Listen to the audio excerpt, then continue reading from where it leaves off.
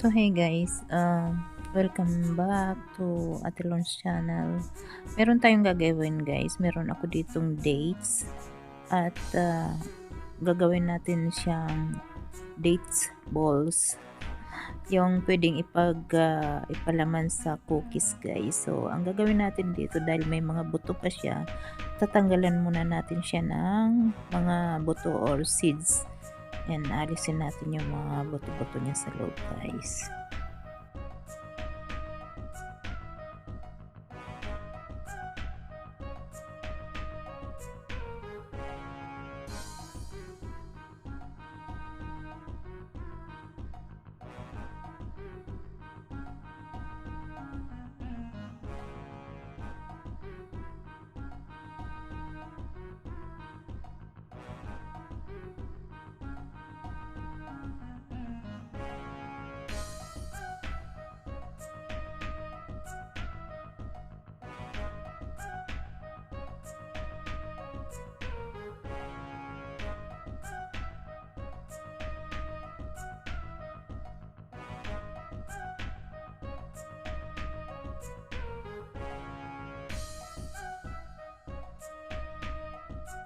So, ayan na po lahat yung natanggalan ng buto na dates. Ayan. Wala na siyang mga seeds. Ayan na guys. Nilagyan na rin ng butter. Dadagdagan pa yan kasi kaunti lang yan. So, bumili kami ng bagong butter para magkasya.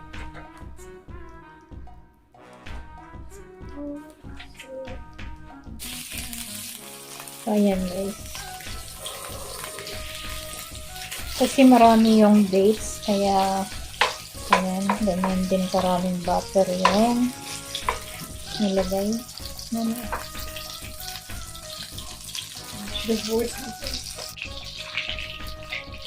Lagay na natin guys. Lagay na natin ang dates.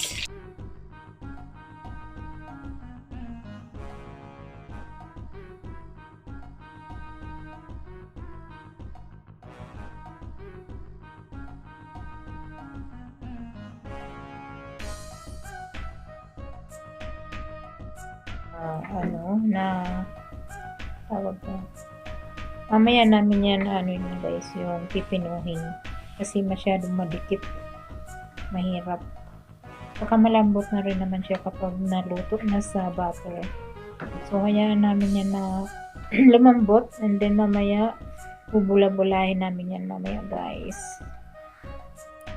Medyo, ayan, minasa-masa ng konti guys kasi medyo buo-buo pa siya para maano siya konti guys. Ayan, para mapino siya. Ngayon, lalagyan namin yan ng tahina yan. Tahina guys.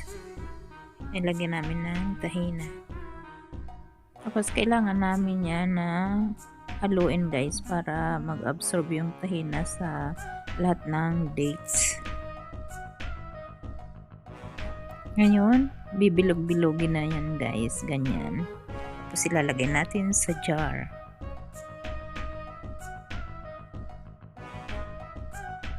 So ayan na guys, nang matapos na mabilog-bilog yung dates at nakadalawang, isang jar at kalahati, yan guys. Ngayon guys, gagawa ng cookies si anak. Ayan, gumawa na siya ng dough. At ang dates ang ilalagay guys, yung filling niya guys, yung ilalagay sa loob niya ay dates. Ayan ay request ng daddy niya, kaya ayan ang ginawa ni anak.